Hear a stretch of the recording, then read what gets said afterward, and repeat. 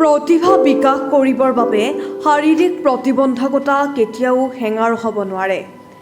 এগৰাকী দৃষ্টিহীন ব্যক্তি, নাম যোগেশ্বৰ বসুমতাৰী, ঘৰ বিশ্বনাথ জিলাত। এগৰাকী জন্মান্ধ বাঁহীবাদক যোগেশ্বৰ বসুমতাৰীৰ কথাৰে আজি আমাৰ এক বিশেষ প্ৰতিবেদন।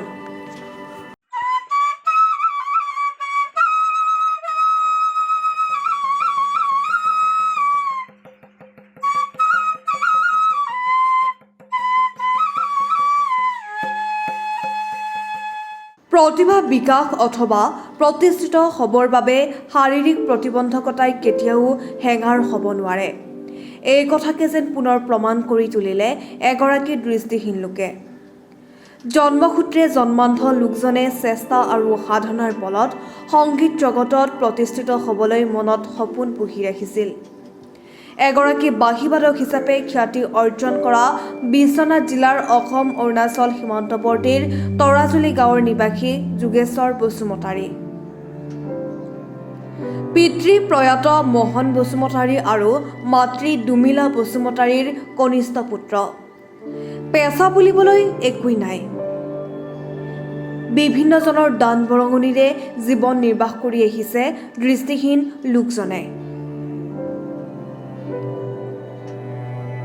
বাঁহেৰে সজা জুপুৰি সদৃশ ঘৰটোত বসবাস কৰা এই লোকজনে নীৰৱে সাধনা কৰি গৈছে বাঁহীবাদন। বাঁহী বনোৱাৰ লগতে বাঁহী বজাই ৰাইজক আপ্লুত কৰাৰ উপৰিও বিহু মঞ্চতো বাঁহী বজাই ৰাইজৰ মন জয় কৰিবলৈ সক্ষম হৈছে যোগেশ্বৰ বসুমতাৰীয়ে। ইতিমধ্যে বিভিন্ন জনগোষ্ঠীৰ জনপ্ৰিয় গীতৰ বাঁহী বজাবলৈ সুযোগ লাভ কৰাৰ পৰিলক্ষিত হৈছে। দৃষ্টিহীন যোগেশ্বৰে খোল, তাল, গীটাৰ, মেণ্ডলিন, ভায়লিন, তবলা, হাৰমনিয়াম, ঢোল আদি বাদ্যযন্ত্ৰ বজোৱাত পাৰ্গত। আনকি বিহু তথা অন্যান্য মঞ্চত গীত পৰিৱেশন কৰি সুনাম অৰ্জন কৰা বসুমতাৰীয়ে লোকগীত, আধুনিক গীত, বৰগীতৰ উপৰিও বিভিন্ন ধৰ্মীয় গীত পৰিৱেশন কৰা পৰিলক্ষিত হৈছে। যোগেশ্বৰ বসুমতাৰীৰ সংগীতৰ নাই কোনো ধৰণৰ আনুষ্ঠানিক শিক্ষা। আনুষ্ঠানিক শিক্ষা অবিহনে সংগীতৰ সাধনা কৰি আহিছে নীৰৱে। কিন্তু পৰিতাপৰ বিষয় এইটোৱে যে আজিলৈকে ঢুকি নাপালে চৰকাৰী সাহায্যই। আনকি সংগীতৰ বাবেও লোকজনৰ নাই কোনো সৰঞ্জাম।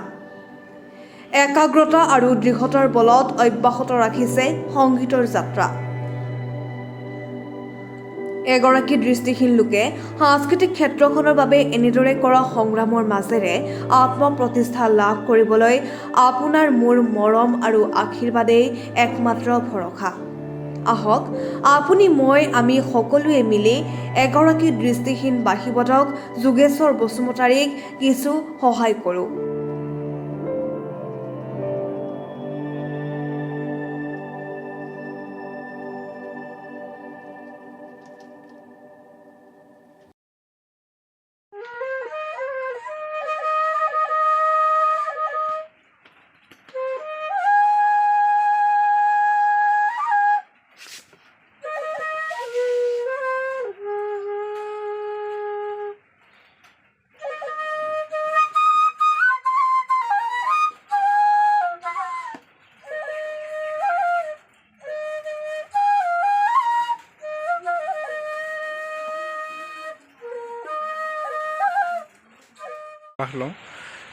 কওকচোন আপোনাৰ শুভ নামটো?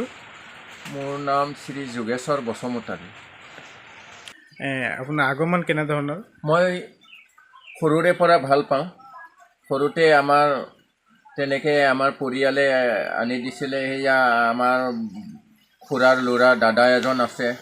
এই দাদাৰ নবৌৱে বাঁহী আনি দিছিলে মোক। মই তেতিয়া সৰু অৱস্থা আছিলোঁ।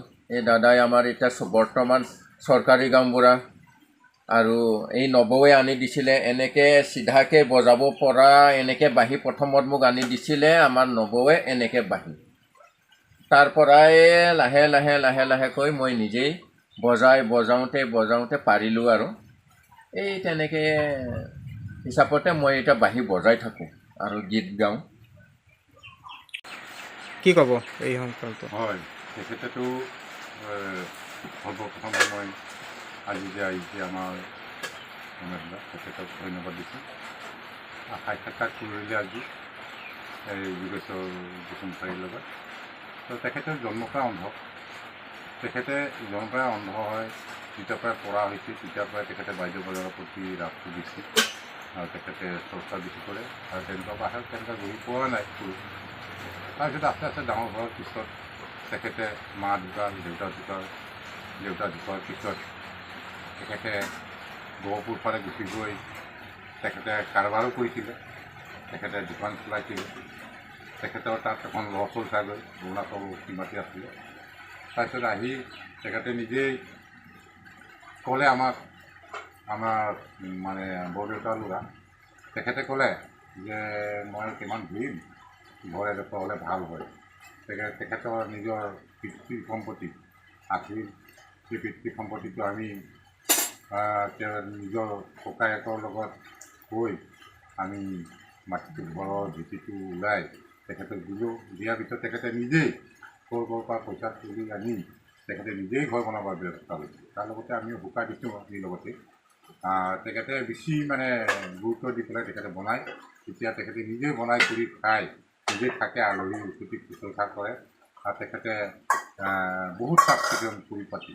আৰু তেখেতে মোক কৈ আছে যে মই দাদা কিমান গান গাই ফুৰিম, বৰ আমনিও লাগিছে আৰু তাৰপৰা মই এতিয়া ব্যৱসায় এটা কৰিম বুলি ভাবিছোঁ, দোকান এটা কৰি দিয়াচোন বুলি কৈছে। তাকে মই দোকান এটাৰ কাৰণে ব্যৱস্থা লৈ আছোঁ আৰু মাটি চাটি ভৰাই আছোঁ। ভৰাই দি পেলাই তেখেতে কৈছে মই কাৰবাৰ কৰিম চাবি, বোলে মই এনেকুৱা কৰিম বোলে ক'ৰ পৰা বস্তু আনি পেলাই নোহোৱা বস্তু আনি পেলাই ব্যৱসায় কৰিম বুলি। শ্ৰী যোগেশ্বৰ বসুমতাৰী আমাৰ দাদা, তেওঁৰ যিটো প্ৰতিভা আছে সঁচাকেই মানে দেখাজনতকৈ মানে অধিক যেন এনেকুৱা লাগে। ইমান এটা প্ৰতিভা আছে, তেওঁ নিজেই বনাব পাৰে, নিজে মানে গোটেই পৰিপাটিকৈ থাকিব পাৰে। লগতে তেওঁৰ যিটো মানে সৰুৰ পৰা যিটো মানে প্ৰতিভা, গান গোৱা, বাঁহী বজোৱা, ঢোল আদিকে কৰি একেবাৰে এভৰিথিং তেওঁ বজাব পাৰে। গতিকে মই ভাবোঁ এই প্ৰতিভা থকাজন, আৰু লগতে তেওঁ একেবাৰে দৰিদ্ৰ, তেওঁ ইজনে সিজনৰ পৰাই তেওঁ যি দান দিয়ে তেনেকুৱাকৈ চলে। গতিকে কিছু বস্তু তেওঁৰ অভাৱ আছে আৰু লগতে মই ভাবোঁ যিটো তেওঁৰ প্ৰতিভাৰ ওপৰত তেওঁক অকণ সুবিধা এটা দিলে খুব ভাল হ'ব বুলি আমি ৰাইজৰ পৰা অনুৰোধ।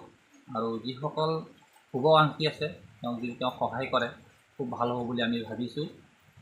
আৰু যি পঞ্চায়ত বিভাগত যিসকল দায়িত্বত আছে তেওঁলোকেও, যিহেতু আমাৰ এজন বিধায়ক আছে, বিধায়ক মাধ্যমেৰে সাংস্কৃতিক বিভাগত তেওঁক যদি অনুৰোধ কৰি ভাল সুবিধা কৰিলে তেওঁও আনন্দিত হ'ব।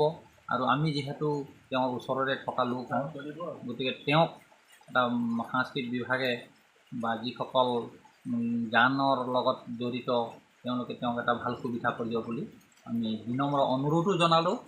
আৰু মানে তেওঁৰ সুবিধাখন কৰিলে খুব ভাল হ'ব বুলি আমি আশা ৰাখিলোঁ। ধন্যবাদ। বিশ্বনাথৰ পৰা প্ৰতিবেদকৰ সহযোগত news desk report ANN news.